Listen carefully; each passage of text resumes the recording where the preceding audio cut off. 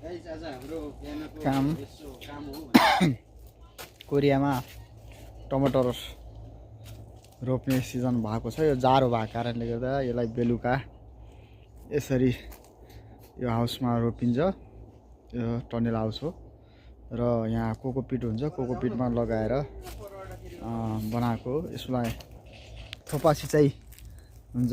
यहाँ पाइपहरूबाट यसरी पानीहरू थोपा सिँचाइ जान्छ।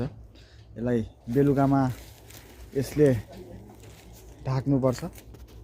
अनि अहिले तापक्रम एकदम बेलुकामा चिसो हुने भएको कारणले गर्दाखेरि यसलाई यसरी ढाकिन्छ। यसलाई बेलुकामा चाहिँ यसरी यो पर्दाले यसो गराएर यसले चाहिँ ढाक्ने गरिन्छ। अनि यसरी आजको टमाटर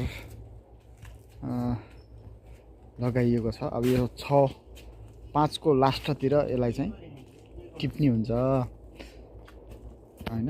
लगाएको 2 महिनामा यो पूर्ण रूपमा ठ्याक्कै टिप्ने हुन्छ।